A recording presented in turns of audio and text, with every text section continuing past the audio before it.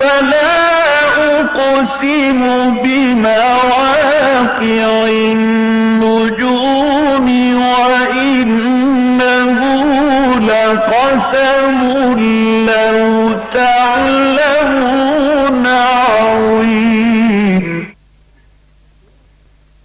إنه لقرآن كريم في كتاب مكنون لا يمسه إلا المطهرون تنزيل من رب العالمين.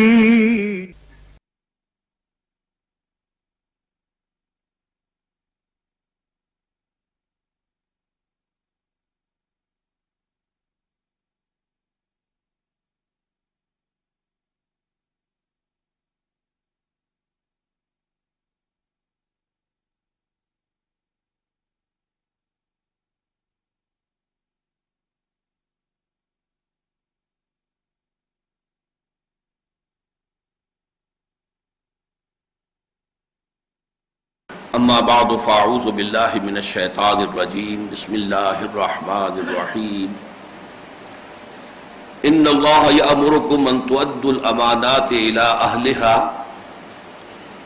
واذا حکمتم بین الناس ان تحکموا بالعدل ان اللہ نعم ما یعظکم به ان اللہ کان سمیعا بصیرا یا ایھا الذین آمنوا اطیعوا اللہ واطیعوا الرسول واولی الامر منکم فإن تنازعتم في شيء فردوه إلى الله والرسول إن كنتم تؤمنون بالله واليوم الآخر ذلك خير وأحسن تأويلا صدق الله العظيم رب اشرح لي صدري ويسر لي أمري واحلل عقدة من لساني يفقهوا قولي اللهم ربنا الہمنا رشدنا واعذنا من شرور انفسنا اللهم ارنا الحق حقا وارزقنا اتباعه وارنا الباطل باطلا وارزقنا اجتنابه اللهم وفقنا لما تحب وترضى وتقبل منا فإنك خير المتقبلين آمین یا رب العالمین۔ سورہ نساء میں پہلی 42 آیات میں جب اہل ایمان سے خطاب ہوا ہے بحیثیت امت مسلمہ، اس میں زیادہ تر معاشرتی معاملات پر بحث ہوئی ہے۔ یہ جو انسان ہے جسے کہا جاتا ہے گریگوریس اینیمل، متمدن حیوان، یہ مل جل کر رہتا ہے، اور ظاہر بات ہے کہ مل جل کر رہتا ہے تو پھر اس مل جل کر رہنے کے کچھ قواعد، کچھ اصول، کچھ ضوابط، کچھ قوانین لازماً ہوں گے، اور اس کی معاشرے کی تنظیم شروع ہوتی ہے باٹم سے۔ پہلی شے ہے خاندانی نظام، اجتماعیت کا یوں سمجھیے نقطۂ آغاز۔ ایک مرد ایک عورت، نکاح کا رشتہ، اس سے ایک خاندان کی بنیاد پڑی، اولاد ہوئی، اب اس میں سیکنڈ ڈائمنشن ایڈ ہو گئی۔ ایک ڈائمنشن تھی شوہر اور بیوی، دوسری ڈائمنشن والدین اور اولاد، اور اس طریقے سے ایک یونٹ مکمل ہو گئی۔ اسی یونٹس کے جمع ہونے سے پھر معاشرہ وجود میں آتا ہے۔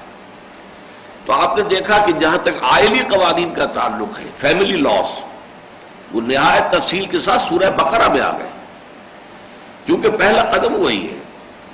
معاشرے کی تنظیم کے لیے جو ابتدائی قدم ہے وہ خاندانی نظام۔ اس کو شاہ ولی اللہ دہلوی رحمۃ اللہ علیہ نے تدبیر منزل، یہ اصطلاح اس کے لیے استعمال کی ہے۔ منزل گھر ہے جو آپ کا نزول کی جگہ ہے، تو اس کی تدبیر کیسے ہو، اس کے معاملات کو کیسے چلایا جائے، وہ معاملہ ٹھیک ہوگا تو باقی معاشرہ بھی ٹھیک ہوگا۔ خاندانی نظام ٹیڑھا ہو جائے گا تو پورا معاشرہ ٹیڑھا ہو جائے گا۔ خشت اول چون حد بیمار کچ تاثریہ بھی روت دیوار کچ۔ اس اعتبار سے ہم دیکھتے ہیں کہ وہی نیچرل ترتیب قرآن نے منحوس رکھی کہ آئلی قوانین کئی رکوعوں پر مشتمل سورہ بقرہ میں آ چکے ہیں۔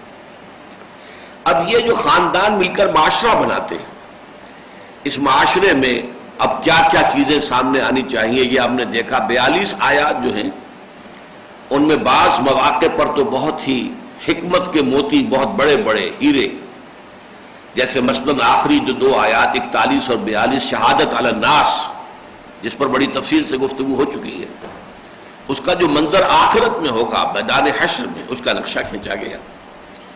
اسی طرح ایک اور حکمت کا ہیرا جو آیا تھا وہ تھا توبہ کے بارے میں، انما التوبۃ علی اللہ للذین یعملون السوء بجہالۃ ثم یتوبون من قریب، یہ بھی توبہ کے بارے میں بہت ہی اہم۔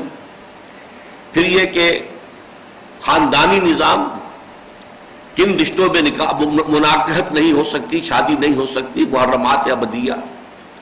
پھر جو غلط کام چلے آ رہے تھے، عورتوں کو بھی وراثت کی طرح مال سمجھ لینا، بھیڑ بکریوں کی طرح، اور اپنی سوتیلی ماؤں کو اپنے گھروں میں بیویوں کی حیثیت سے ڈال لینا، ان سب کی نفی کی گئی۔ ساری گندگیاں جو ہیں، آلائشیں جو جاہلیت کے دور میں تھی، ان کو ختم کیا گیا۔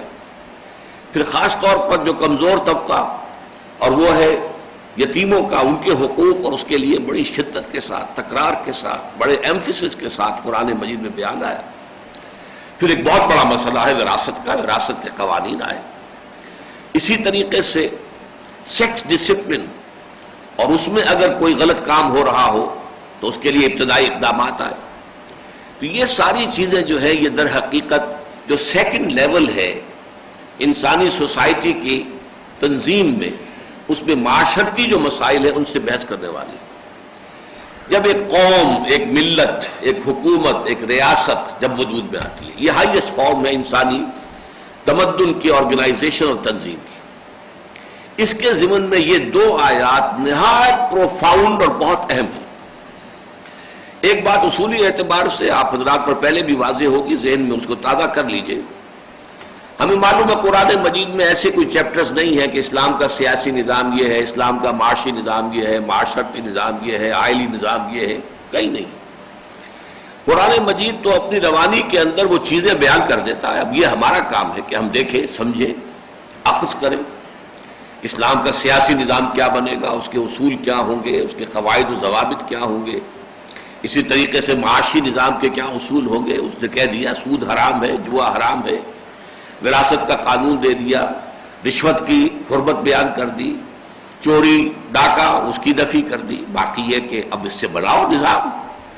اس حوالے سے ہمیں جو ہے قرآن مجید میں اس طرح کی باتیں نہیں مل سکتی جیسے کہ ہم عام طور پر عادی ہیں۔ جو دنیاوی تصانیف ہوتی ہیں ان میں تو آپ کو چیپٹرز ملیں گے۔ مثلا میری چھوٹی سی کتاب ہے خطبات خلافت، اس میں ایک خطبہ تو ہے اسینشلی خلافت کیا ہے، اور اس کے بعد پھر جو خطبات میں نے بیان کیا ہے کہ آج اگر خلافت راشدہ، خلافت علی منہاج النبوہ قائم ہوگی تو اس میں سیاسی اور دستوری ڈھانچہ کیا ہوگا، معاشی نظام کیا ہوگا، معاشرتی نظام کیا ہوگا۔ بڑے ہی مختصر سے الفاظ میں ہم نے تفصیل دے دی ہے کہ اسلامی نظام کون سا ہوگا، اسلامی نظام میں سیاسی اور ریاستی ڈھانچہ کیا ہوگا، معاشی نظام کیا ہوگا، معاشرتی نظام کیا ہوگا، کہ اس کو قائم کرنے کا طریقہ کار، اس وقت کے جو معروضی حالات ہیں ان میں بہترین اور سہل ترین اور جو جلد بہت تیزی کے ساتھ نتائج پیدا کر سکے وہ طریقہ کار کیا ہے۔ بہرحال یہ جو لیول ہے ریاست کی سطح پر، اس کے ضمن میں نوٹ کیجئے کہ ایک اصول تو وہ ہے کہ جو مکی صورتوں ہی میں دے دیا گیا، وہ سورہ شورا، اور وہ مکی دور کی بھی درمیانی دور کی صورتوں میں سے ہے، آخری دور کی نہیں، درمیانی دور کی صورتوں میں سے ہے۔ اور اس میں الفاظ آ گئے امرہم شورا بینہم۔ مسلمانوں کی چاہے جماعتی زندگی ہو اور چاہے معاشرتی سیاسی زندگی ہو، اس کا اصل و اصول کیا ہے؟ اس میں کوئی اتھارٹیرینزم نہیں ہوگا، اس میں یہ نہیں ہوگا کہ کوئی شخص کہے کہ میرا اختیار مطلق ہے، میں جو چاہوں گا۔ جیسے بادشاہی میں ہوتا ہے، بادشاہ وہ دعویٰ کرتا ہے الیس لی ملک مصر وہذہ الانہار تجری من تحتی، فرعون کے الفاظ قرآن میں نقل ہوئے ہیں، کیا مصر کی بادشاہت میرے ہاتھ میں نہیں ہے؟ اور کیا یہ سارا آبپاشی کا نظام میرے کنٹرول میں نہیں ہے؟ جسے چاہوں پانی دوں، جس کا چاہوں موگا بند کر دوں، یہ میرا اختیار مطلق ہے۔ تو منارکی ہو، ارسٹوکریسی ہو، ان سب میں کیا ہوتا ہے، کوئی خاندان، کوئی فرد، وہ گویا کہ مختار مطلق بن کے بیٹھ جاتا ہے۔ لیکن اس کے برعکس آج سے 1400 برس قبل، جبکہ ابھی مغرب تو جمہوریت کے نام سے بھی واقف نہیں تھا، وہاں بدترین جو ہے ملوکیت چل رہی تھی. ملوکیت بھی کیسی؟ ڈیوائن رائٹس آف کنگز کے دعوے کے ساتھ. یہ تو آج سے 250 برس ہوئے ہیں صرف، جب فرانس میں انقلاب برپا ہوا اور جمہوریت نام کی کوئی چڑیا جو ہے وہ ویسٹ کے ہاتھ میں آئی ہے. ورنہ اس سے پہلے کیا تھا؟ انقلاب فرانس سے پہلے بادشاہی اور بدترین بادشاہی. ایک طرف بادشاہی بدترین، دوسری طرف پوپ شاہی، پوپ کا اختیار. وہ گویا کہ وہ تو بادشاہوں سے بھی اوپر تھا، وہ تو پورے یورپ کے اوپر حکمران تھا. اس کا حکم جو ہے وہ آخری شے تھی جس سے کوئی بادشاہ بھی سرتابی نہیں کر سکتا تھا.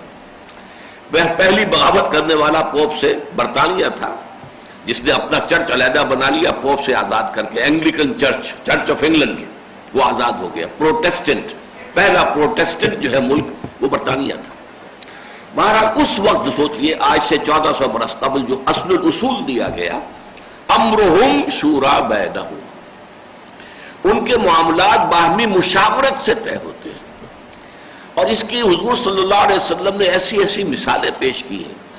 آپ نبی تھے، اس کے باوجود آپ اپنے ساتھیوں سے مشورہ کرتے تھے. بلکہ یہاں تک سورہ آل عمران میں حکم دیا گیا کہ جن لوگوں نے کوتاہی کی ہے، جن سے تقصیر ظاہر ہوئی ہے، جنہوں نے کسی لغزش کا جو ہے وہ مظاہرہ کیا، آپ ان کو بھی اپنی مشاورت سے خارج نہ کیجیے. فَبِمَا رَحْمَةٍ مِّنَ اللَّهِ لِنتَ لَهُمْ وَلَوْ كُنتَ فَظًّا غَلِيظَ الْقَلْبِ لَانفَضُّوا مِنْ حَوْلِكَ فَاعْفُ عَنْهُمْ وَشَاوِرْهُمْ فِي الْأَمْرِ. ان کے ساتھ مشاورت کیجیے، ان کو بھی کانفیڈنس میں دیجیے، ان کی بھی رائے لیجیے. اور آپ نے دیکھا بہت سے مواقع پر حضور نے اپنی رائے کو پیچھے ڈال دیا. یہ دوسری بات ہے کہ جو جدید جمہوریت ہے وہ وہاں نہیں تھی. وہاں کوئی فیصلہ کاؤنٹنگ آف ووٹس سے نہیں ہوا. پوری سیرت کے اندر جو ہے یہ نہیں ہوا کہ ادھر زیادہ ہے تو یہ بات حق ہو گئی، ادھر کم ہے تو یہ بات غلط ہو گئی. نہیں، ہو سکتا ہے کہ کم لوگ جو ہے ان کی رائے زیادہ صحیح ہو، زیادہ صائب ہو. بندوں کو گنا کرتے ہیں، تولا نہیں کرتے والی بات غلط ہے. بحث گنتی سے تو نہیں ہوتا. از مغز دو صد خر فکر انسان نبی آیا، اقبال کہتے ہیں کہ 200 گدھے جمع کر لو گے تو ان کے دماغوں سے ایک انسان کا دماغ تو وجود میں نہیں آئے گا. اسی اعتبار سے وہ کاؤنٹنگ والا معاملہ نہیں ہے. اور اختیار حضور کے ہاتھ میں تھا. مشورہ آپ دیتے تھے، لیکن مشورہ قبول کرے نہ کرے یہ آپ کے اختیار میں تھا. لیکن بعض مواقع پر آپ نے اپنی رائے کو پس پش ڈالا ہے.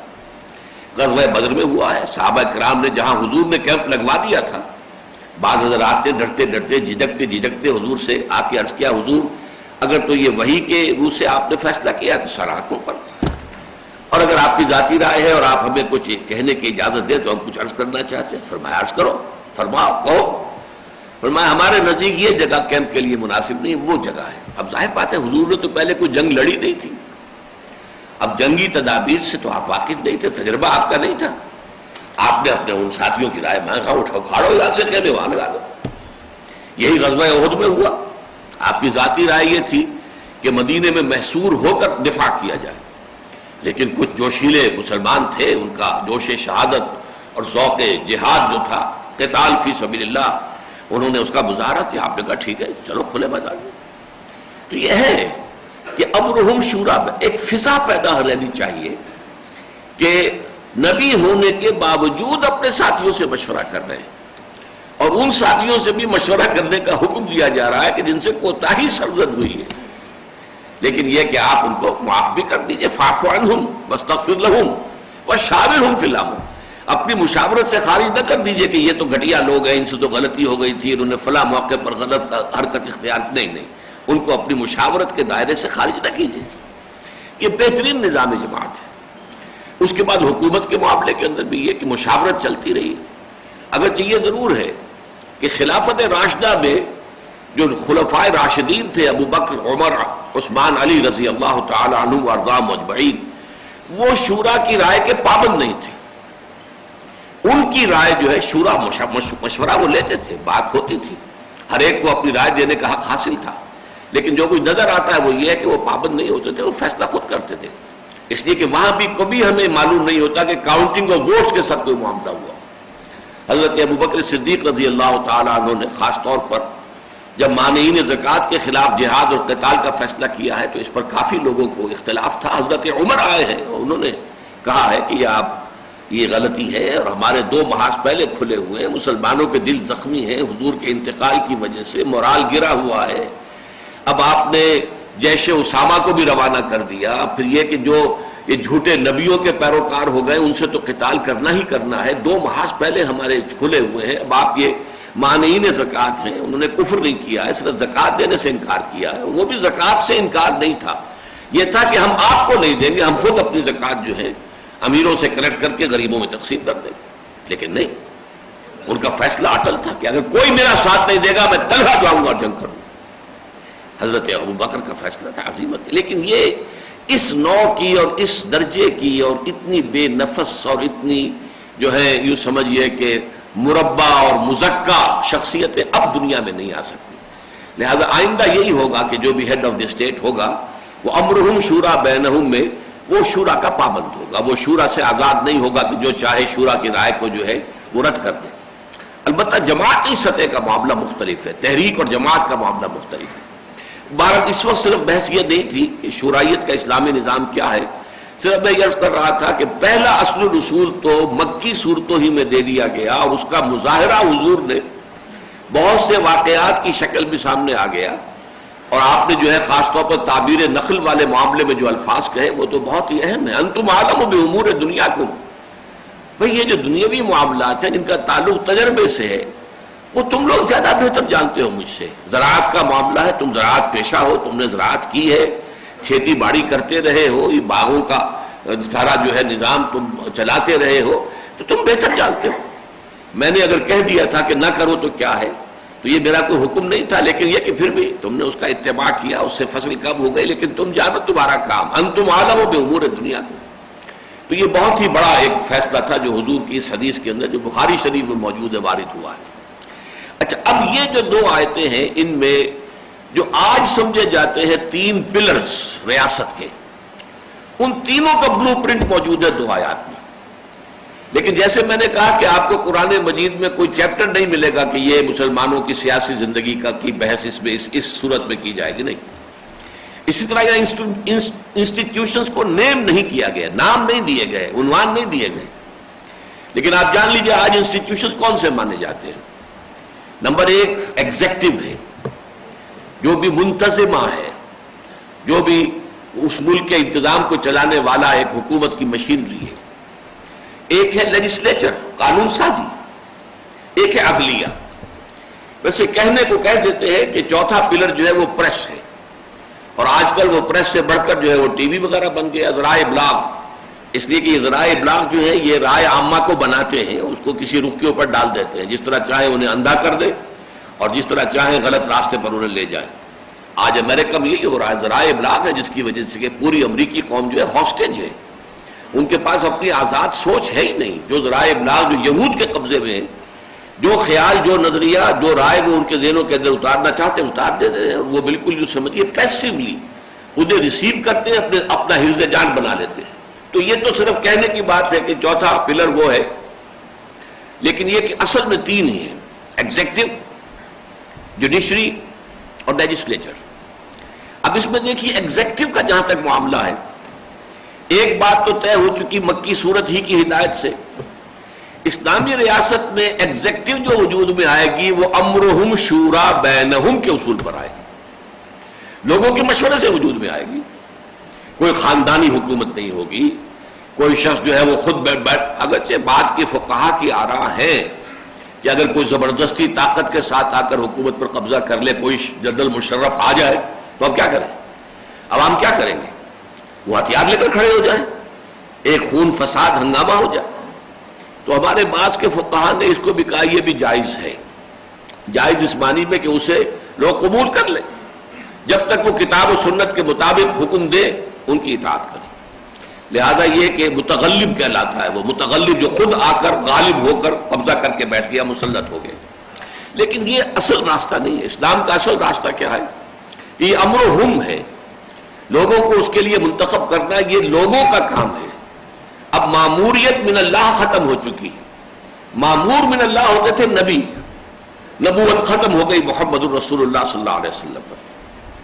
اہل تشیع کے ہاں البتہ ماموریت من اللہ چلی ہے، جاری رہی ہے، ان کے امام جو ہے معصوم ہے، اور معصومیت بھی خاصہ نبوت ہے.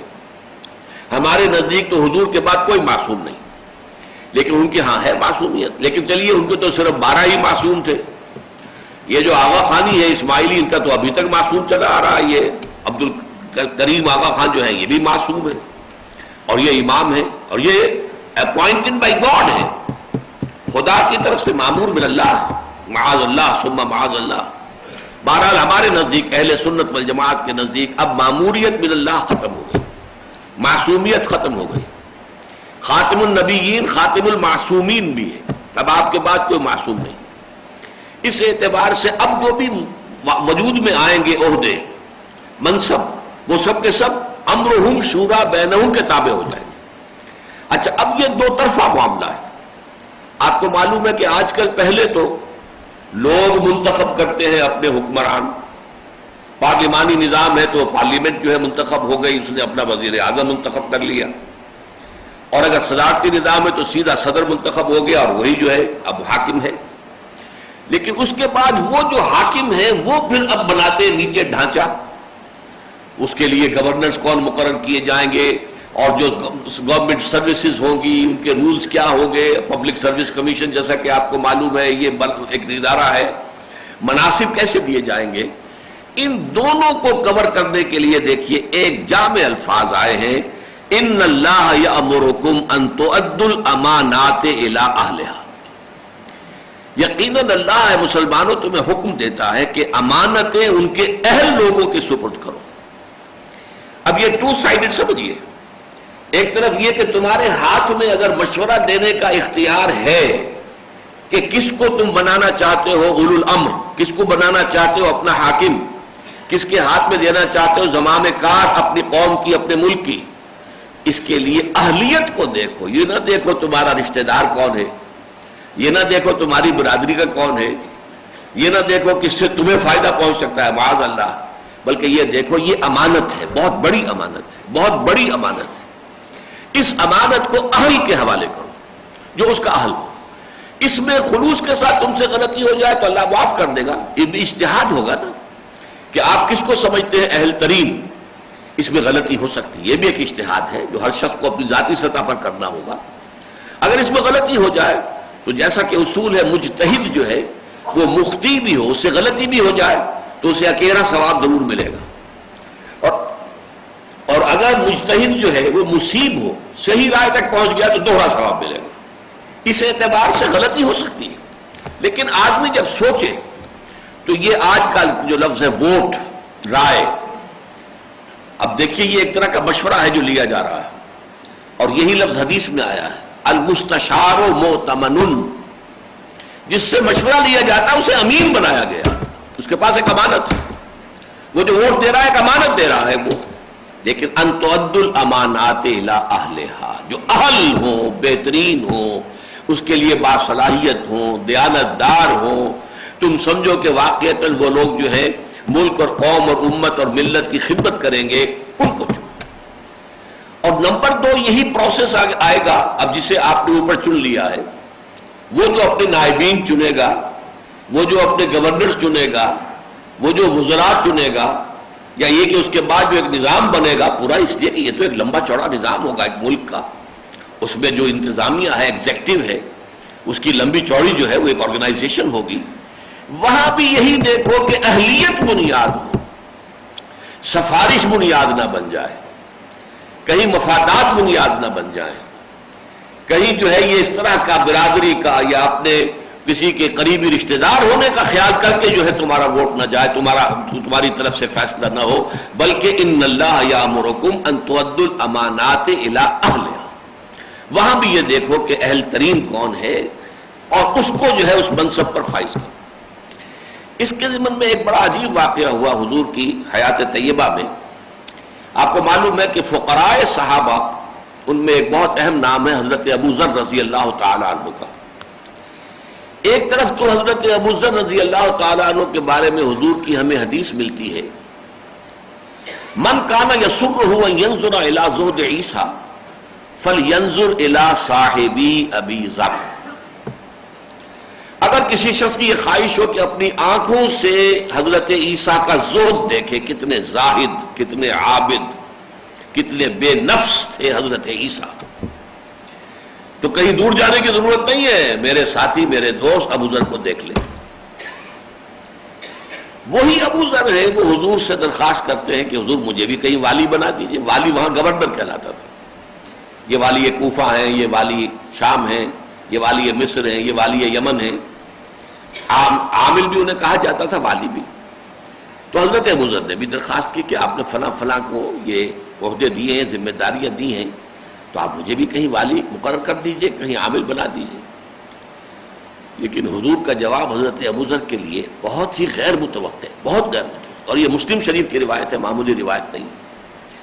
یا ابا ذر، اے ابو ذر، انک ضعیف، تم کمزور ہو، وانھا امانۃ، اور یہ عہدہ جو ہے یہ ایک امانت ہے، وانھا یوم القیامۃ خزی وندامۃ، اور قیامت کے دن یہ عہدے جو ہیں یہ رسوائی اور ندامت کا سبب بن جائے۔ الا من اخذ بحقھا، سوائے اس کے کہ جس نے حق کے ساتھ اسے حق حاصل کیا، لیا، جس کو دیا گیا، وَأَدَّى الَّذِي عَلَيْهِ فِيهَا، اور پھر وہ ساری ذمہ داریاں پوری کی کہ جو اس منصب کے ضمن میں اس پر عائد ہوتی تھی۔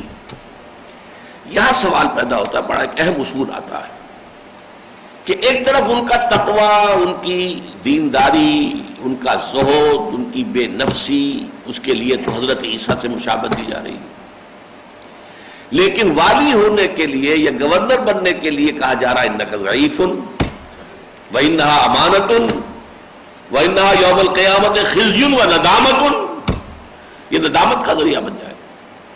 اس کا نتیجہ کیا نکلا کہ حکومت اور انتظامی معاملات کے لیے محض تقوی ہی شے نہیں ہے بنیادی، اس کے لیے کچھ اور صلاحیتیں درکار ہیں، کوئی انتظامی صلاحیت ہو، کوئی توازن موجود ہو، اعتدال موجود ہو۔ اب یہ تھے بہت انتہا پسند، انتہائی، زہد کی بھی انتہا تھی، انتہا، اور اسی کا مظہر ہو گیا حضرت عثمان کے زمانے میں ایک بہت بڑا مسئلہ کھڑا ہو گیا۔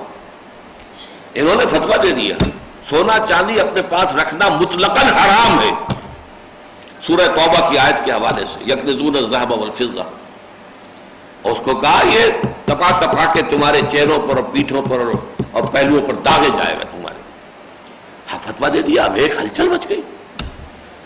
لہذا حضرت عثمان رضی اللہ تعالیٰ عنہ نے پہلے تو کہا کہ آپ نظر ثانی کریں، یہ مطلب نہیں ہے اس آیت کا، بلکہ اکثر فقہا کے نزدیک یہ ہے کہ سونا چاندی اگر آپ کے پاس ہے، آپ نے اس کی زکوٰۃ ادا کر دی ہے تو یہ کنز نہیں ہے، یہ تو اکثر فقہا کی رائے ہے۔ میری رائے ذرا مختلف ہے، یہ میں سورہ توبہ کے اپنے دورہ ترجمہ قرآن میں بھی بیان کیا کرتا ہوں، درس میں بھی آتا ہے، لیکن اس وقت میں اس کو بیان نہیں کر سکتا، میری رائے ذرا مختلف ہے۔ لیکن یہ ہے کہ ان کی انتہا پسندی کا نتیجہ یہ تھا کہ حضرت عثمان نے پھر انہیں حکم دیا کہ تم مدینہ چھوڑ کر چلے جاؤ، مدینے سے باہر نکال دیے گئے۔ چنانچہ جا کر صحرا میں کسی جگہ انہوں نے کٹیا بنائی اور وہاں پر تھے، اور حال یہ ہے کہ جب انتقال ہو رہا تھا تو اپنی اہلیہ سے کہتے ہیں کہ میرے حبیب نے، حضور نے فرمایا تھا مسلمانوں تم اپنے گرد سانپ اور بچھو جمع کر لو گے، یعنی دنیاوی ساز و سامان تم جمع کرو گے، یہ ڈیکوریشن پیسز اور یہ چیزیں اور یہ فرنیچر اور یہ ساری چیز سانپ اور بچھو جمع کر لو۔ ہاں کہ میرے گرد بھی سانپ اور بچھو جمع ہو گئے۔ اس بیچاری نے کہا کون سا سانپ اور بچھو ہے؟ دیکھتے نہیں ہے وہ کٹورا پڑا ہوا ہے اور یہ چمٹا پڑا ہوا ہے، یہ پکڑی پڑی ہوئی ہے، یہی تو سانپ اور بچھو ہے۔ یہ تھی ان کی انتہا پسندی، زہد کا یہ عالم تھا۔ لہذا حضور نے ان کو ضعیف قرار دیا۔ تو یہاں سے ایک بہت موٹا اصول نکل رہا ہے کہ تقوی اور زہد جو ہے وہ واحد صلاحیت نہیں ہے۔ انتظامی معاملات کے لیے کوئی معاملہ فہمی، کوئی دور اندیشی، کوئی انسان شناسی، مردم شناسی، یہ جوہر ہو، اس شخص میں کیا ہے کیا نہیں ہے، اس میں کیا صلاحیت ہے کیا نہیں ہے، اس کی صلاحیت کو بہترین طریقے پر ہم کہاں استعمال کر سکتے ہیں، یہ تمام چیزیں اگر نہیں ہیں تو نہ جماعتی زندگی ٹھیک چلتی ہے، نہ حکومتی زندگی ٹھیک چلتی ہے۔ لہذا یہاں یہ اصول جو ہے خاص طور پر یہ حضرت ابو ذر رضی اللہ تعالیٰ عنہ کے حوالے سے میں نے کہا کہ اہلیت میں یقیناً تقویٰ سر فہرست تقویٰ ہی ہوگا، کیونکہ ذہانت ہے فطانت ہے تقویٰ نہیں ہے تو بیڑا غرق ہو جائے گا، پھر تو وہ ایول جینیس ہو جائے گا، وہ غلط جگہ پر استعمال کرے گا۔ لیکن یہ کہ محض تقویٰ نہیں، محض تدین نہیں، محض زہد نہیں، بلکہ اس کے ساتھ انتظامی صلاحیتیں، امور کا فہم اور دور اندیشی، معاملہ فہمی، انسان شناسی، یہ ساری چیزیں، اور اعتدال اپنی طبیعت کے اندر، اعتدال اپنی طبیعت میں اعتدال نہیں ہوگا تو نظام میں اعتدال نہیں ہوگا۔ بہرحال پہلا حکم تو ہمیں ملا ایگزیکٹو جو بھی مشینری ہے اس کے ضمن میں، کہ چاہے نیچے سے لوگ چن رہے ہوں اپنے حکمرانوں کو، اور چاہے وہ حکمران پھر بنا رہے ہوں ایک تنظیمی ڈھانچہ ملک کے نظام کے چلانے کے لیے، ان دونوں میں اصل شے جو فیصلہ کن ہونی چاہیے وہ یہ ہے کہ ان اللہ یامرکم ان تؤدوا الامانات الی اہلھا، کہ اللہ تعالیٰ تمہیں حکم دیتا ہے کہ امانتیں ان کے اہل لوگوں کی سپرد کر دو۔ دوسری بات، اب یہ دیکھیے عدلیہ کا تصور آ رہا ہے، کہیں عدلیہ کا لفظ نہیں آپ کو ملے گا، لیکن یہاں سے آپ اخذ کر سکتے ہیں۔ وَإِذَا حَكَمْتُمْ بَيْنَ النَّاسِ أَن تَحْكُمُوا بِالْعَدْلِ، اور جب تم لوگوں کے مابین فیصلہ کرنے کے لیے بیٹھو تو عدل کے ساتھ فیصلہ کرو، کوئی اور کرائیٹیریا نہیں ہونا چاہیے، کوئی مصلحت نہیں، کوئی طرفداری نہیں، جیسا کہ ہمیں معلوم ہے آگے چل کر بات آئے گی، کیونکہ منفی اور مثبت دونوں پہلوؤں سے قرآن مجید میں یہ بات آ گئی ہے۔ سورہ نساء میں آ جائے گی آگے آیت، یا ایھا الذین آمنوا کونوا قوامین بالقسط شہداء للہ ولو علی انفسکم او الوالدین والاقربین، اے ایمان والو عدل اور انصاف کے علمبردار بن کر پوری طاقت کے ساتھ کھڑے ہو جا، اللہ کے حق میں گواہی دینے والے، شہداء للہ، اللہ کے حق میں گواہی دینے والے، خواہ وہ بات تمہارے اپنے خلاف جا رہی ہو، خواہ تمہارے والدین کے خلاف جا رہی ہو، چاہے رشتہ داروں کے خلاف جا رہی ہو۔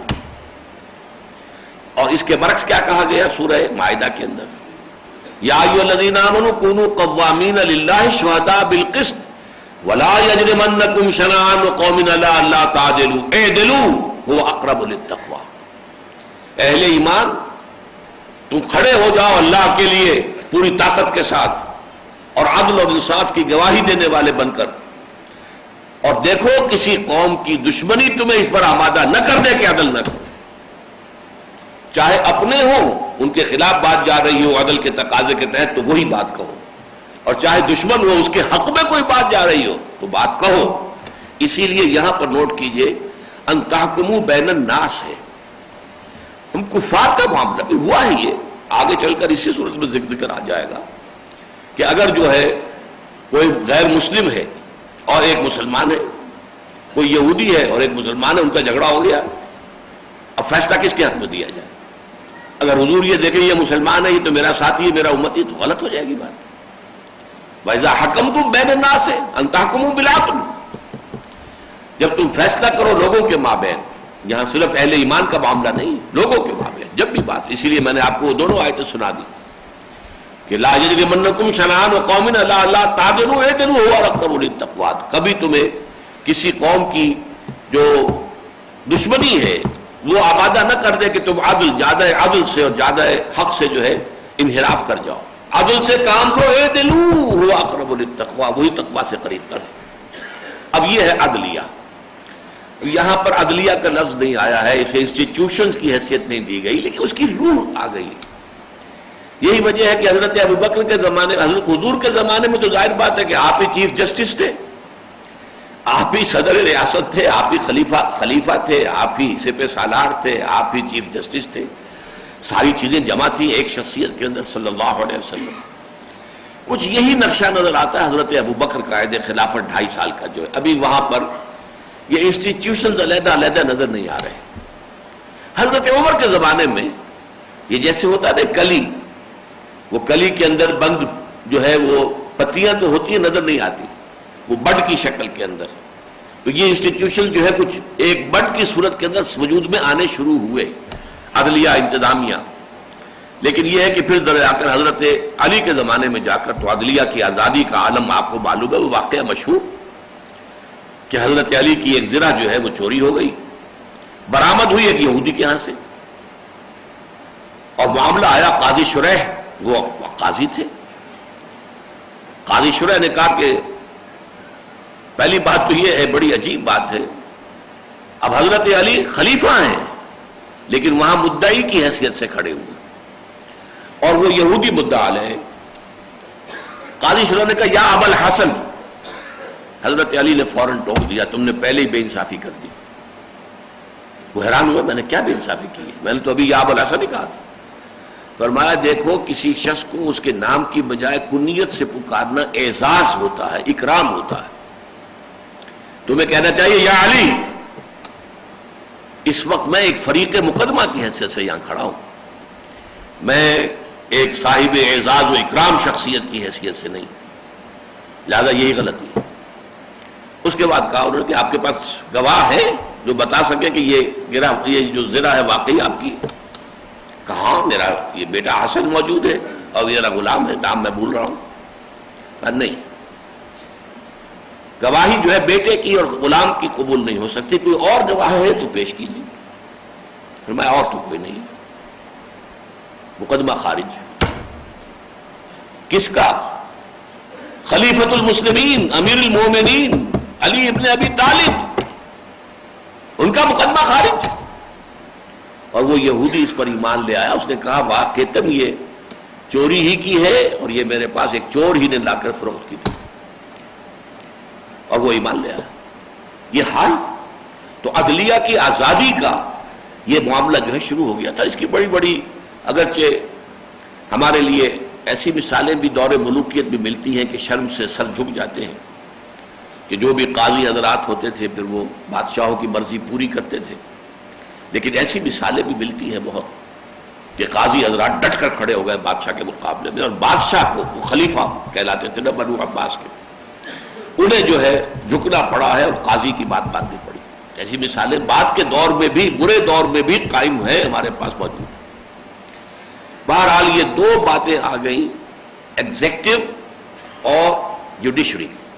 وَإِذَا حَكَمْتُمْ بَيْنَ النَّاسِ أَن تَحْكُمُوا بِالْعَدْلِ إِنَّ اللَّهَ نِعِمَّ مَا يَعِظُكُم بِهِ۔ یہ بہت ہی اچھی باتیں ہیں جس کی کہ تمہارا رب تمہیں، اللہ تمہیں نصیحت کر رہا ہے۔ اللہ تعالیٰ در مدح خود بھی گوید، آپ اپنی تعریف کر رہے ہیں اللہ تعالیٰ کہ یہ اللہ تعالیٰ یعنی ہم بہت عمدہ باتیں تمہیں بتا رہے ہیں، یہی اصل الاصول ہے، جڑ یہی ہے۔ معاشرے کی صحت، اس کا صحت مند رہنا، اس کا صحیح رہنا، صحیح رخ پر چلنا، اس کے اصول تمہیں بتا رہے ہیں۔ بعد میں زمانہ آئے گا یہ انسٹیٹیوشن میں ڈھل جائیں گے یہ اصول، لیکن اصل اصول یہ ہے۔ ان اللہ کان سمیعا بصیرا، یقیناً اللہ تعالیٰ سب کچھ سننے والا اور سب کچھ دیکھنے والا ہے، اس کا علم ہر شے کو محیط ہے۔ اب تیسری چیز ہے قانون سازی۔ یہ سب سے ٹرکی پوزیشن ہے۔ ظاہر بات ہے کہ قانون سازی کے ہمارے دو منبع تو مستقل ہیں، قرآن اور سنت، کتاب اللہ اور سنت رسول صلی اللہ علیہ وسلم۔ لیکن اب ظاہر بات ہے جب نظام بن گیا، ایک حاکم آپ ہی نے منتخب کیا تھا، وہ آپ کا صدر ہے، یا ایک پارلیمنٹ ہے آپ ہی نے منتخب کی تھی، وہ کوئی قانون بناتی ہے، کوئی اجتہاد کرتی ہے، آپ کی رائے یہ ہے کہ یہ غلط ہے، یہ شریعت کے خلاف ہے، انہوں نے اپنی رائے میں شریعت کے تقاضوں کو پورا کیا ہے، اجتہاد کیا ہے، سمجھا ہے کہ صحیح ہے، جھگڑا ہو گیا کہ نہیں؟ کون طے کریں گے، کیسے طے کریں گے؟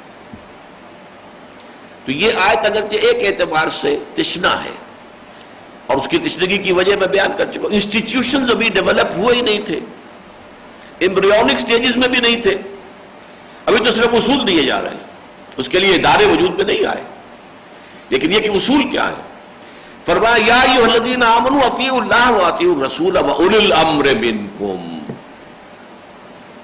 اہل ایمان اطاعت کرو اللہ کی اور اطاعت کرو اس کے رسول کی، اور اپنے میں سے صاحب امر، صاحب اختیار لوگوں کی۔ اب یہاں بڑا ایک لطیف نقطہ ہے، نوٹ کیجئے، اس آیت کی دو اور کنسٹرکشنز ہو سکتی تھی۔ ایک تو یہ کہ اطیعوا ایک ہی مرتبہ آتا، یا ایھا الذین آمنوا اطیعوا اللہ والرسول واولی الامر منکم، اطیعوا بریکٹ کے باہر آ گیا اور بریکٹ کے اندر تینوں جو ہے ضرب کھا رہے ہیں، تینوں برابر ہو جائیں گے، اس لیے کہ اطیعوا علیحدہ آیا ہے کہ اطیعوا اللہ و اطیعوا الرسول و اطیعوا اولی الامر منکم شمار ہو جائے گا. اور یہ بھی ہو سکتا تھا کہ اطیعوا کو تیسری مرتبہ بھی تکرار کر کے لاتے، اطیعوا اللہ و اطیعوا الرسول و اطیعوا اولی الامر منکم، لیکن نہیں، یہ کنسٹرکشن کیوں اختیار کی گئی؟ تاکہ واضح ہو جائے کہ دو اطاعتیں مستقل ہیں، اٹل ہیں. اگرچہ اصولی اعتبار سے اور گہرائی میں جائیں گے تو اطاعت ایک ہی ہے، صرف اللہ کی. ان الحکم الا للہ. رسول کے پاس بھی ڈیلیگیٹڈ اتھارٹی ہے، اپنی ذاتی نہیں ہے.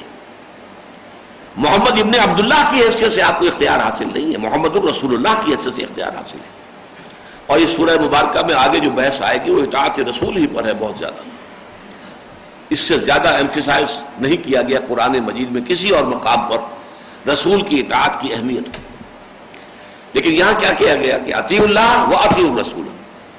اس سے معلوم ہوا مستقل اطاعتیں دو ہی ہیں، اللہ اور اس کے رسول کی. اور تیسری اطاعت جو ہے تابع ہے، یعنی اولو الامر کی اطاعت ہوگی اللہ اور اس کے رسول کی اطاعت کے تابع. وہ یہ نہیں کہہ سکتے ہمیں اختیار ہے، ہم حکم دے رہے ہیں، ہم بھی مطاع ہیں، اللہ نے ہمیں بھی مطاع قرار دیا ہے، ہماری اطاعت کرنی پڑی. نہیں، اللہ اور اس کے رسول کے احکام کے دائرے کے اندر اندر حکم دو گے، سر آنکھوں پر. تجاوز کرو گے تو لا سمع ولا طاعہ، نہ سنیں گے نہ اطاعت کریں. یہ ہے در حقیقت اس کنسٹرکشن کا جو نتیجہ نکلتا ہے. اطیعوا اللہ و اطیعوا الرسول و اولی الامر منکم. وَإِذَا تَنَازَعْتُمْ فِي شَيْءٍ فَإِن تَنَازَعْتُمْ فِي شَيْءٍ فَرُدُّوهُ إِلَى اللَّهِ وَالرَّسُولِ. پھر اگر تمہارا تنازع ہو جائے، جھگڑا ہو جائے، تنازع، نزع کہتے ہیں کھینچنے کو، اگر کھینچا جائے، نزع کہتے ہیں ٹھوکا لگانے کو، غین کے ساتھ نقطہ لگ جائے گا تو نزع، اور نزع کھینچنا، یہ ایک دوسرے کی ضد ہے. تم بھی کھینچ رہے ہو، وہ بھی کھینچ رہے ہیں، ٹگ آف وار ہے. پارلیمنٹ کہتی ہے یہ ٹھیک ہے، یہ شریعت کے دائرے کے اندر ہے، ہم نے سوچ بچار کر کے قانون بنایا. میں کہتا ہوں ایک شہری کیس نہیں، تم نے شریعت سے تجاوز کیا، اب کیا کریں؟ فَإِن تَنَازَعْتُمْ فِي شَيْءٍ فَرُدُّوهُ إِلَى اللَّهِ وَالرَّسُولِ. تو لوٹا دو اسے اللہ اور اس کے رسول کی جانب. اللہ اور اس کا مطلب کیا ہے؟ مستقل اطاعت ہے تو اللہ اور اس کے رسول کی ہے. اولو الامر کی اطاعت جو ہے وہ مستقل نہیں ہے، وہ تابع ہے اللہ اور اس کے رسول کی اطاعت کے. اسی لیے فرمایا گیا لا طاعۃ لمخلوق فی معصیۃ الخالق. مخلوق میں سے کسی کی اطاعت نہیں کی جائے گی جس سے کہ خالق کی معصیت لازم آ رہی ہے. اللہ تعالیٰ کی معصیت اگر ہو رہی ہے تو کسی مخلوق کی اطاعت نہیں کی جائے گی، چاہے وہ والد ہو، والدہ ہو، حاکم ہو، استاد ہو، پیر ہو، مرشد ہو، کسے ماشا. اب یہاں پر جو بات سمجھیے، تشنگی جس کو میں نے کہا، اگرچہ بڑی جسارت ہے، میں قرآن مجید کی ایک آیت کے بارے میں کہہ رہا ہوں کہ تشنگی ہے. تشنگی یہ ہے کہ کس کے پاس جائیں اس فیصلے کے لیے. اب ہمارے مفسرین نے لکھا ہے کہ اگر تو حضور موجود ہے تو حضور سے پوچھ لو جا کر. وہ تو بالکل سادہ سی بات ہے. فرض کیجئے کہ حضور نے کوئی مہم بھیجی ہے، اس کے ایک امیر بنایا ہے اور باقی جو ہے 15، 20، 100، 200 اس کے مامورین ہیں. اب مامورین اور امیر میں کوئی جھگڑا ہو جاتا ہے تو وہ آئیں گے، لوٹیں گے، حضور سے پوچھ لیں گے، بات ختم ہوئی. یا جیسے غزوہ احزاب کے موقع پر ہوا تھا، غزوہ بنی قریظہ کے موقع پر کچھ لوگوں نے سمجھا حضور نے کہا کہ نماز مغرب نہ پڑھنا یا عصر، مجھے میں بھول رہا ہوں کون سی نماز کا ذکر تھا، جب تک کہ وہاں پہنچ نہ جاؤ بنو قریظہ کے دیار میں. اب وہ جو درمیان میں بعض لوگوں کو ایسا محسوس ہوا کہ نماز تو ہماری قضا ہو جائے گی، تو انہوں نے کہا حضور کے حکم کی علت اور حکمت کو سمجھو کہ انہوں نے جلدی آنے کی تاکید کے لیے یہ فرمایا، ورنہ یہ کہ ہم خامخواہ جو ہے اپنی نماز جو ہے ضائع کر لیں وہ ٹھیک نہیں. انہوں نے نماز پڑھ لی. بعض نے کہا نہیں ہم نہیں، حضور نے فرمایا تھا نماز مت پڑھنا جب تک وہاں نہ پہنچو، تو نماز ضائع ہوتی ہے یا قضا ہوتی ہے، ہو حضور کا حکم جو ہے وہ فائٹ رہے گا. انہوں نے نہیں پڑھی. جب حضور کے سامنے معاملہ رکھا گیا حضور نے کہا دونوں نے ٹھیک کیا، دونوں نے اجتہاد کیا، نیک نیتی سے فیصلہ کیا، دونوں نے ٹھیک کیا. لیکن یہ کہ پوچھ تو حضور سے لیا نا، فیصلہ ہو گیا، ختم ہو گیا. اس کے بعد کیا کیا جائے؟ تو ہمارے مفسرین لکھتے ہیں کہ پھر یہ کہ جو امت کے فقہا، علماء مفتی حضرات جو جاننے والے ہیں ان سے رجوع کیا جائے گا. وہ بتائیں گے کہ آیا یہ شریعت کے دائرے کے اندر ہے یا نہیں ہے. یہ بات وزنی ہے. اگر کوئی اور انتظام اس کا نہ ہو تو ظاہر بات ہے کہ پھر یہی شکل اختیار کی جائے گی. ایک حاکم ہے، ایک یہ کہ ان کی کوئی ادارہ ہے، صدر مملکت ہے، وہ اجتہاد کر رہا ہے، کوئی آرڈیننس نافذ کرنا چاہ رہا ہے. ایک شہری ہے، وہ سمجھتا ہے کہ نہیں یہ شریعت کے تقاضوں کے خلاف ہے. تو کیا کریں گے؟ اب فیصلہ کرنا ہے اللہ اور اس کے رسول کے احکام کے تحت، اور اللہ اور اس کے رسول کے احکام کے جاننے والے علماء فضلاء وہ موجود ہیں، ان کی طرف رجوع کیجیے. اس میں بھی مصیبت پیدا ہوتی ہے کہ کون سے علماء. آپ کو معلوم ہے کہ سب سے پہلے جو بنو عباس کے اندر مسئلہ پیدا ہوا تھا وہ یہی تھا کہ خلفاء نے یہ کہا پہلے حضرت امام مالک رحمۃ اللہ علیہ کو کہ آپ کی کتاب موطا کو ہم بنا دیتے ہیں کتاب قانون اور آپ قاضی القضات بن جائیے، معاملہ بس ٹھیک ہو جائے گا، آپ کے فیصلے ہوں گے اور آپ کے فتوے ہی قانون کی شکل اختیار کر لیں. انہوں نے رد کر دیا. نہیں، وہ تو تعاون کرنے کو تیار نہیں تھے کہ انہوں نے جبراً بیعت لی ہے مسلمانوں سے تو ان کی بیعت جو ہے وہ صحیح ہے ہی نہیں. وہ تعاون انہوں نے نہیں کیا، مارے کھائیں. ان کے چہرے پر کالک مل کر اونٹ پر بٹھا کر مدینے میں پھرایا گیا انہیں.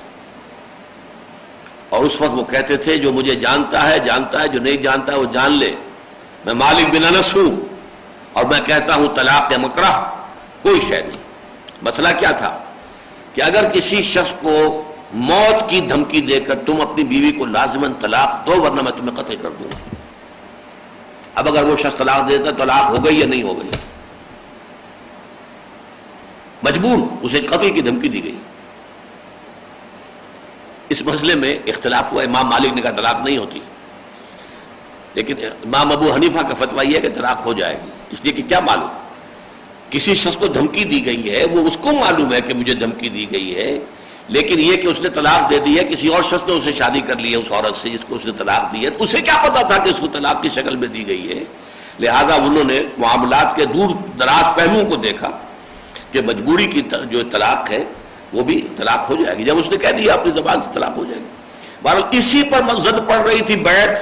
اگر بیعت جبرن لی جائے تو وہ بیعت ہے یا نہیں ہے. اس لیے پھر وہ عتاب کا شکار ہوئے. اس کے بعد یہ منصب پیش کیا گیا حضرت امام ابو حنیفہ رحمۃ اللہ علیہ کو. انہوں نے بھی انکار کر دیا کہ ابھی تو اسلامی فقہ جو ہے فارمیٹیو سٹیجز میں ہے، میرے اجتہادات بھی ہیں، میری آراء بھی ہیں، میرے شاگردوں کی بھی ہیں، اور بھی مجتہد لوگ ہیں. میں یہ نہیں چاہتا کہ میرے اجتہاد جو ہے وہ قوت کے ساتھ ٹھوس دیے جائیں لوگوں کے اوپر. اگر مجھے قاضی القضات بنا دیا گیا تو ظاہر بات ہے کہ میرے ہی قوانین، میری رائے جو ہے وہ پوری مملکت کے اندر قانون بن جائیں گے. لیکن یہ کہ ان کے شاگرد نے، قاضی ابو یوسف نے یہ منصب قبول کر لیا. استاد نے نہیں کیا تھا، امام ابو حنیفہ نے نہیں کیا تھا. بہرحال یہ مسئلہ پاکستان میں بھی رہا ہے. قرارداد مقاصد کے پاس ہونے کے بعد سوال پیدا ہوا کہ جب قرارداد مقاصد میں اصول یہ طے ہو گئے کہ حاکمیت یہاں اللہ کی ہے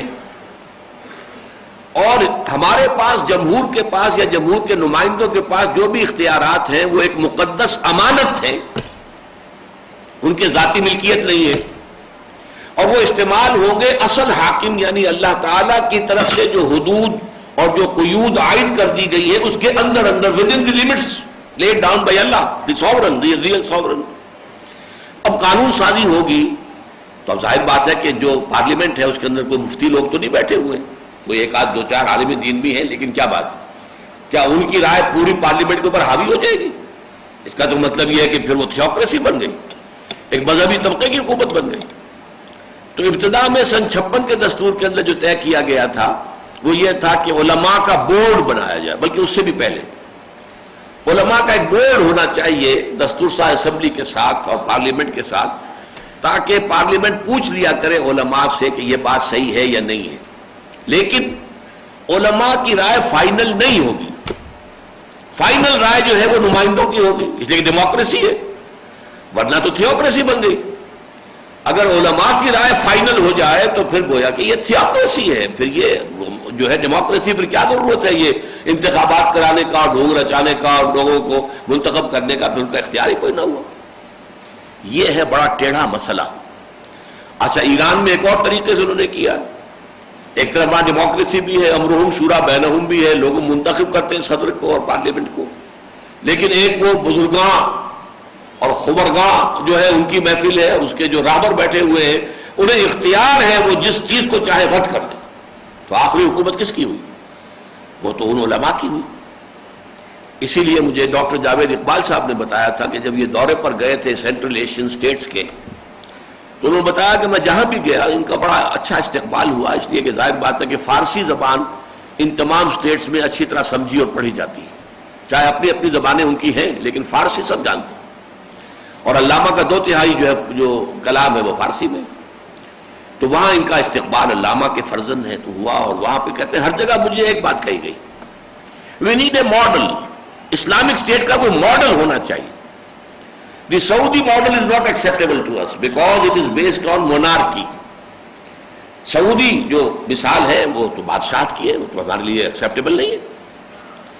In the same way, Iranian model is also not acceptable to us. It is based on theocracy. اسی طرح ایران کا جو ماڈل ہے وہ بھی ہمارے لیے قابل قبول نہیں ہے، اس لیے کہ اس کی بنیاد جو ہے وہ تھیوکریسی پر ہے. تو یہ ماڈل سٹیٹ، اور یہ میری کتاب جو ہے خطبات خلافت میں بھی یہ فیصلہ جوڈیشری کرے گی.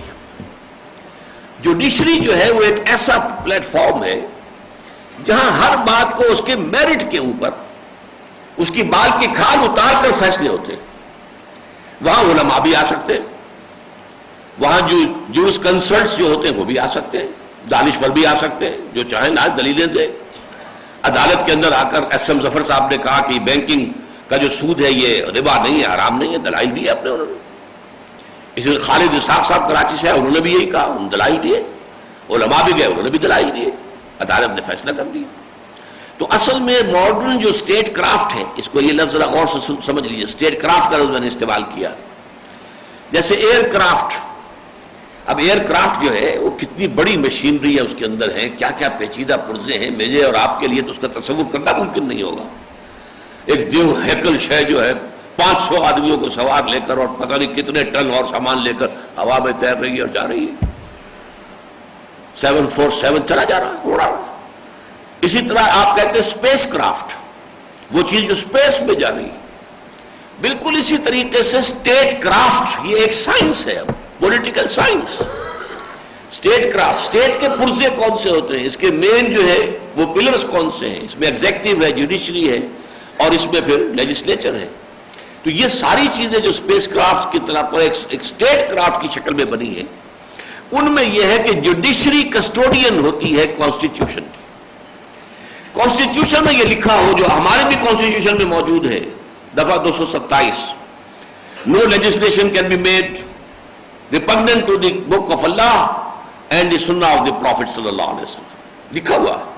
لیکن اسے کاؤنسل آف اسلامک آئیڈیالوجی کے ساتھ باندھ کر نتھی کر دیا گیا کہ کاؤنسل آف اسلامک آئیڈیالوجی اس میں رائے دیتی رہے گی، تبصرے کرتی رہے گی، جائزے لیتی رہے گی، اور اس کے بعد جو ہے بس آگے کہیں ذکر نہیں ہو ان کی سفارشات کا کیا حشر ہوگا، مانی جائیں گی نہیں مانی جائیں گی، کیا ہوگا، کچھ نہیں.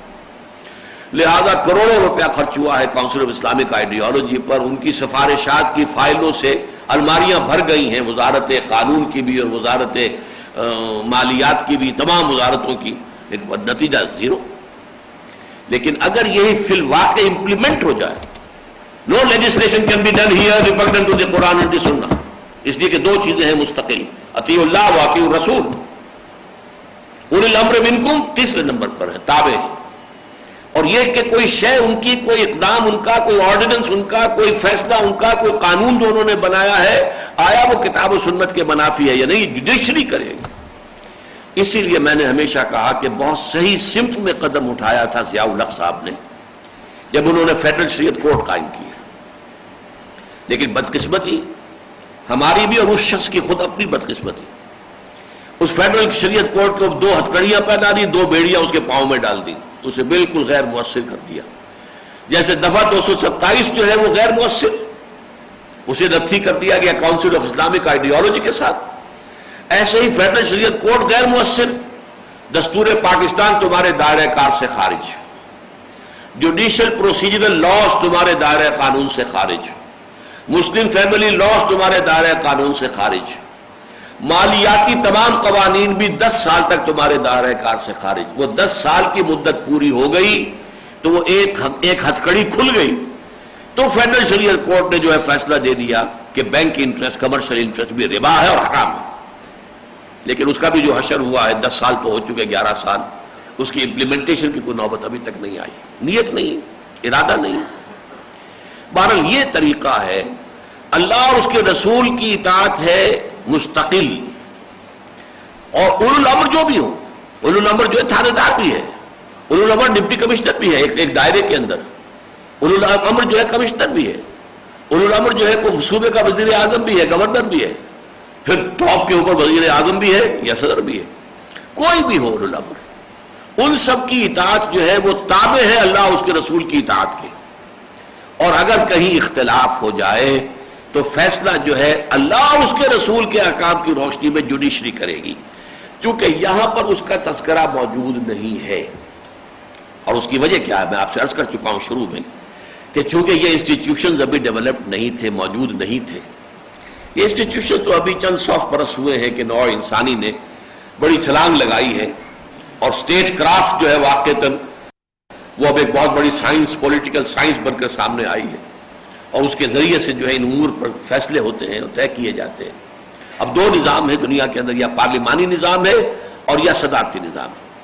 صدارتی نظام اسلام کی روح کے قریب تر ہے اور معقول تر ہے، زیادہ لاجیکل ہے، زیادہ صحیح ہے. اس میں یہ مسئلہ ہی نہیں آتا کہ اختیارات کی تقسیم کیسے ہو، صدر کے پاس زیادہ اختیار ہو یا وزیر اعظم کے پاس ہو. ہوتا کیا ہے، یا وزیر اعظم بھی آل ان آل ہو گیا، اور صدر جو ہے وہ فضل الہی صاحب جو ہوتے تھے ان کو رہا کرو کے ادارے جو ہیں وہ لکھے جاتے تھے اسلام آباد میں اور راول پنڈی میں، چودھری فضل الہی کو رہا کرو. اور یا پھر یہ ہے کہ وہ صدر جو ہے وہ ضیاء الحق صاحب ہو گئے، انہوں نے جب چاہا جنیجو صاحب کو اٹھا کے پھینک دیا. یہ اصل میں اس میں کوئی ایکویشن ہونی ممکن ہی نہیں. اصل شے وہی ہے کہ صدارتی نظام ہو، اور صدارتی نظام کے ساتھ یہ اصول چلے، اور اللہ اور اس کے رسول کی اطاعت جو ہے وہ تو مستقل، باقی جتنے بھی چیزیں ہیں وہ اس کے تابع ہوں گی، اور اس کا فیصلہ کہ آیا یہ اس دائرے کے اندر ہے یا نہیں جوڈیشری کرے گی. فَإِن تَنَازَعْتُمْ فِي شَيْءٍ فَرُدُّوهُ إِلَى اللَّهِ وَالرَّسُولِ إِن كُنتُمْ تُؤْمِنُونَ بِاللَّهِ وَالْيَوْمِ الْآخِرِ. اگر تم واقعتاً ایمان رکھتے ہو اللہ پر اور یوم آخر پر، تو یہ طریقہ کار اختیار کرنا تمہارے لیے لازم ہے، درست ہے. ذَلِكَ خَيْرٌ، یہی بہتر ہے، بہت عمدہ ہے، صحیح ہے. وَأَحْسَنُ تَأْوِيلًا، اور نتیجہ کے کار کے اعتبار سے یہی بہترین ہے. نتیجے اسی کے بہترین نکلیں گے کہ اللہ اور اس کے رسول کی اطاعت کو مستقل اور دائم سمجھا جائے، اور باقی جو نظام بھی تمہارا بنے اس کے اندر جو بھی اولو الامر ہیں وہ ان کی اطاعت جو ہے اللہ اور اس کے رسول کی اطاعت کے تابع ہو، اور جہاں اختلاف ہو جائے وہ فیصلہ عدلیہ کے حوالے کر دیا جائے، اور جوڈیشری فیصلہ کر لے کہ آیا اس معاملے میں شریعت کی حدود سے تجاوز ہوا ہے یا نہیں. اس طرح آپ نے دیکھا کہ ان 2 آیتوں میں جو ماڈرن اسٹیٹ کرافٹ کے 3 پلرز شمار ہوتے ہیں، ایگزیکٹو، انتظامیہ، جوڈیشری، عدلیہ، اور پھر لیجسلیچر، ان کے حدود کیا ہیں، اس میں اصل اصول کیا ہونے چاہیے، کیا چیزیں مد نظر رکھی جانی چاہیے، ان سب پر یہ 2 آیتیں بہت ہی جامع ہیں. بارک اللہ لی ولکم فی القرآن العظیم ونفعنی وإیاکم بالآیات والذکر الحکیم.